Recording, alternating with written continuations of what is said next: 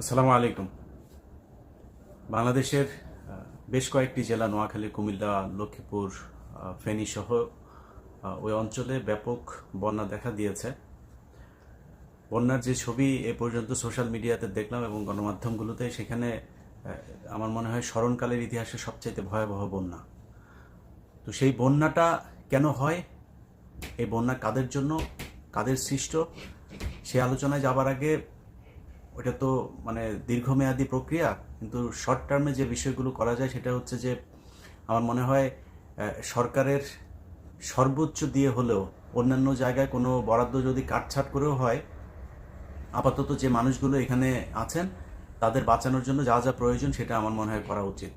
সরকারের যদি ফান্ড সমস্যা মনে করে, তাহলে আমাদের কাছে যদি ইন্ডিভিজুয়ালিও যদি বলে যে আমাদের ধরে দিক, প্রয়োজনে মানুষ এক একজনকে ধরে দিক, আমাকে ধরে দিক, আমাকে বলুক যে 1 লাখ টাকা দিতে হবে, আরেকজনকে বলুক, এরকম তারা 2-4 হাজার মানুষের লিস্ট করুক, এই মানুষকে তাদের দিতে হবে, আমরা তাদেরকে দিয়ে দেব।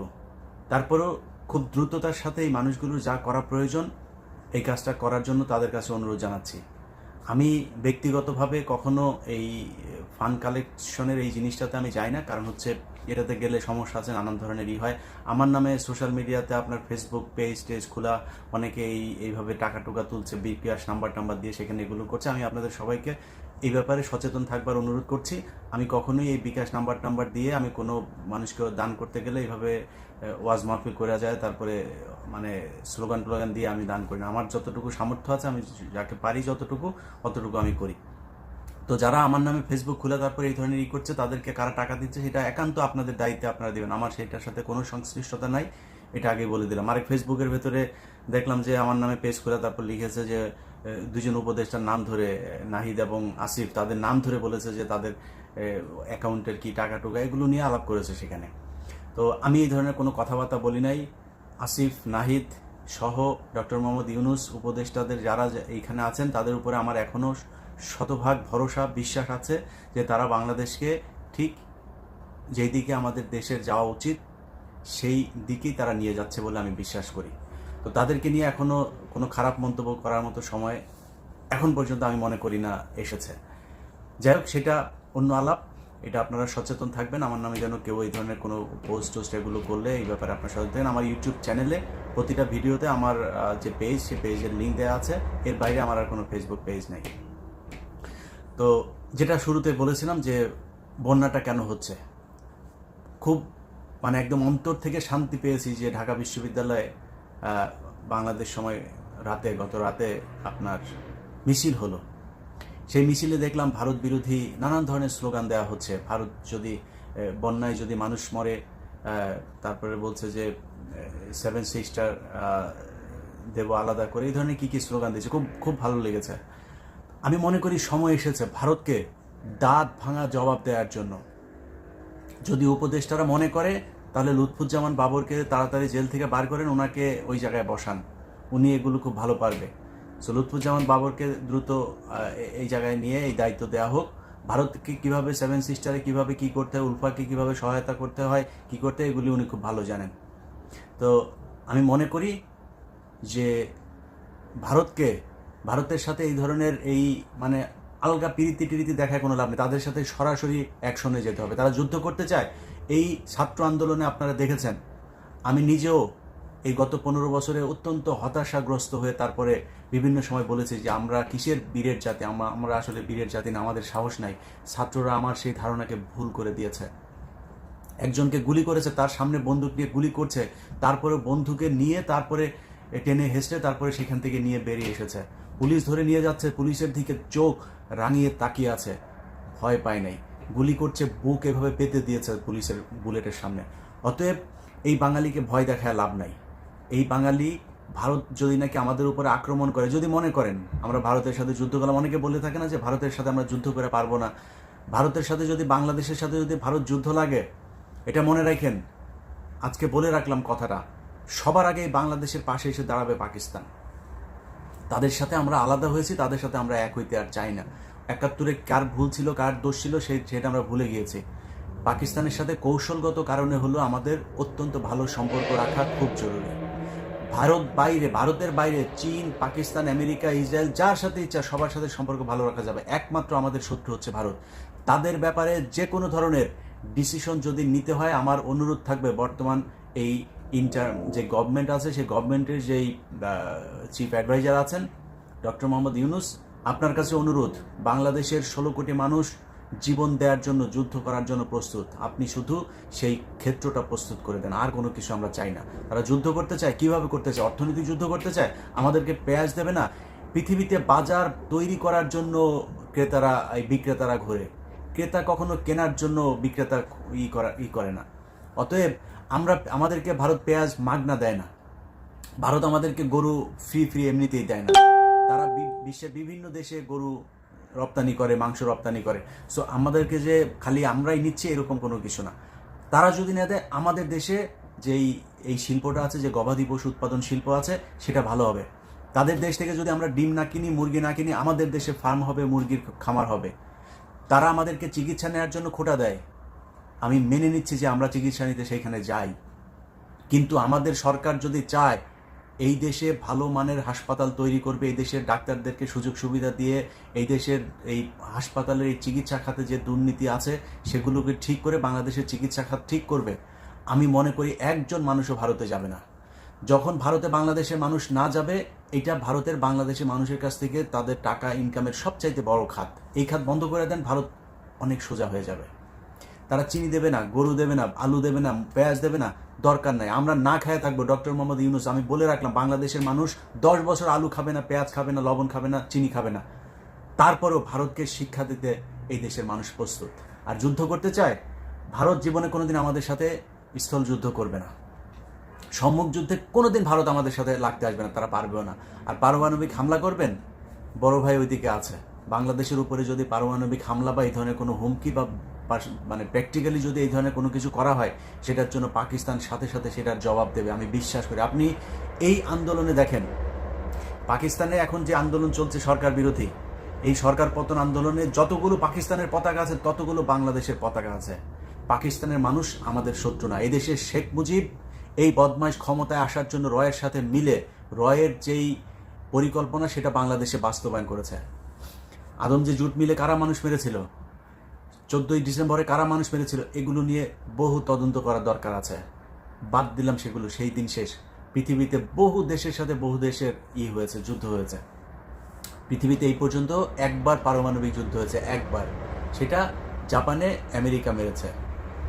সেই পারমাণবিক যুদ্ধ যাদের সাথে হয়েছে, যাদের উপরে পারমাণবিক বোমা নিক্ষেপ করা হয়েছিল, সেই জাপান এখন আমেরিকার সবচাইতে ভালো বন্ধু। পৃথিবীতে এরকম বহু উদাহরণ আছে। তো আমরা পাকিস্তানের সাথে আমরা আলাদা হয়েছি, কিন্তু বাংলাদেশের মানুষের সাথে পাকিস্তানের মানুষের কোনো দ্বন্দ্ব নাই। ওই সময় যারা রাজনীতি করতো তাদের সমস্যা, পাকিস্তানের রাজনীতিবিদদেরও ওই সময়ের পলিসিতে ভুল আছে। আর বাংলাদেশে ছিল হচ্ছে রয়ের এই মালায়নের বাচ্চা আপনার শেখ মুজিব, বাপ ছিল আপনার হিন্দু, ও রক্তটা হিন্দু, যেই কারণে ওরা এখন পর্যন্ত ওই আপনার করতে পারে না, ভারতের কাছ থেকে ওরা বের হইতে পারে না। আমরা হিন্দুদের মানে ধর্ম নিয়ে হিন্দুদেরকে আমি কোনো কটাক্ষ করছি না, আপনাদের ব্যাপারে আমাদের কোনো নেই। কিন্তু আমার মুসলমান যখন কিনা ভারতের পক্ষ হয়ে কাজ করে, তখন আমি আমার জায়গাটা আমি পরিষ্কার করলাম। সো কে হিন্দু কে মুসলমান সেটা আমার দেখার বিষয় না। আমার দেশ নিয়ে এই শেখ মুজিব, যার বাপ যে হচ্ছে কিনা মানে এই আপনার অবৈধ পয়দা, তার বাপ ছিল হচ্ছে হিন্দু, সে এসে তারপরে মুসলমানের ঘরে উঠছে, কিন্তু রক্তটা তো হিন্দুদেরই। ওই হিন্দুদের প্রতি টান ছিল। বাংলাদেশের সাথে এই পাকিস্তানের এই যে এগুলো আপনার রয়ের হয়ে তারপরে কাজ করে দুই দেশের ভিতরে যুদ্ধ বাজা গেছে। সো এই শেখ মুজিব হচ্ছে আপনার আমাদের যেই ক্ষতি, সেই ক্ষতির শুরুটা করে দিয়ে গেছে, সেটার পরেরটা শেখ হাসিনা করেছে।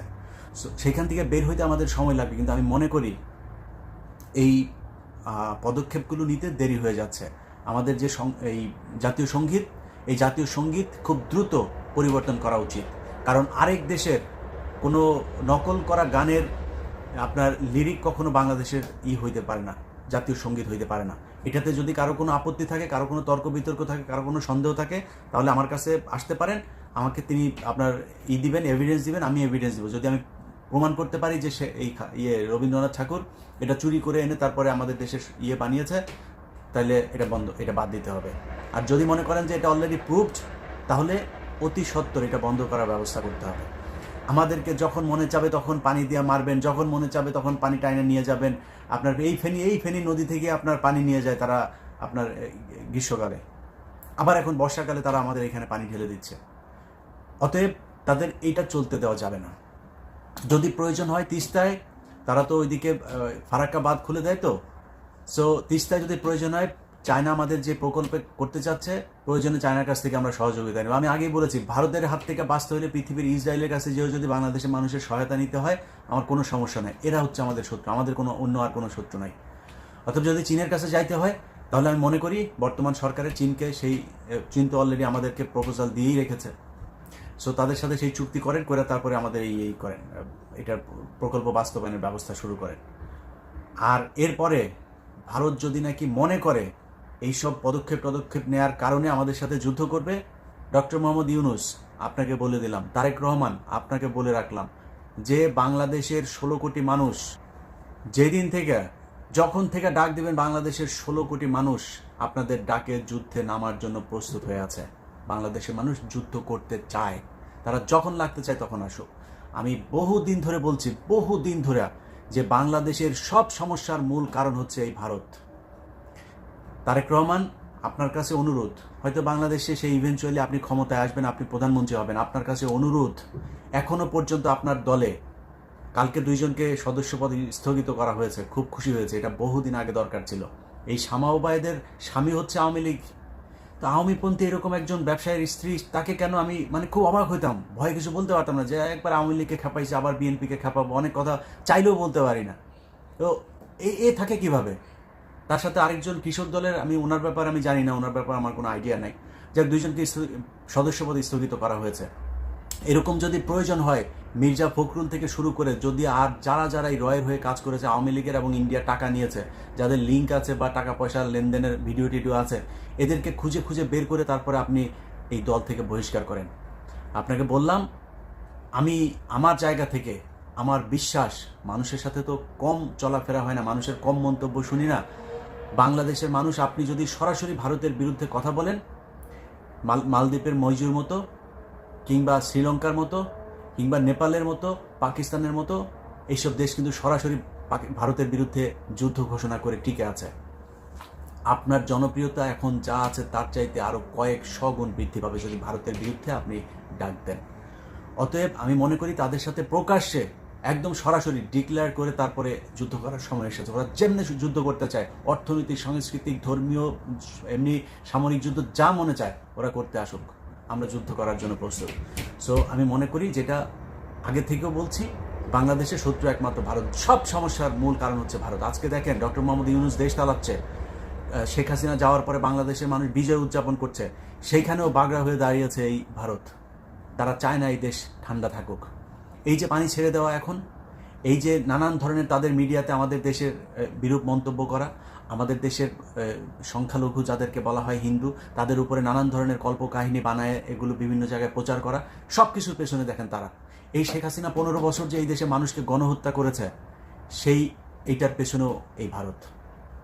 অতএব ভারত যে আমাদের শত্রু সেটা আমরা এখন চিনেছি। বাংলাদেশের মানুষের মধ্যে আমরা সেই পরিস্থিতিটা তৈরি করেছি, সেই মানসিকতাটা তৈরি করেছি যে তারা ভারতকে এখন প্রচণ্ড রকমের ঘৃণা করে। আপনাকে অনুরোধ থাকবে, যারাই বাংলাদেশে রাজনীতি করবেন তাদের কাছে অনুরোধ থাকবেন, ভারতের বিরোধিতাটা সরাসরি করতে হবে। যে মানুষগুলো আজকে মরছে বন্যার পানিতে, দেশের অর্থনীতি নষ্ট হচ্ছে, এই সব কিছুর জন্য ভারত দায়ী, এবং সেটা সরাসরি বলতে হবে। সেটা যদি না বলা যায়, সেটার যদি অ্যাকশন না নেওয়া যায়, তাহলে কোনোদিন এই সমস্যার সমাধান হবে না। যাই হোক, বাংলাদেশের ভাইয়েরা, ভারতের বিরুদ্ধে আমাদের একদম এক দফা এক দাবি, এক হরে কৃষ্ণ হরে রামের মেয়েকে আমরা পাঠাইছি ওই দেশে, এখন হচ্ছে আপনার এই ভারতের সাথে সরাসরি যুদ্ধ করার সময়। এক দাবি, ইন্ডিয়া আউট। এই বাক্যে আমরা সবাই মিলে একসাথে হব।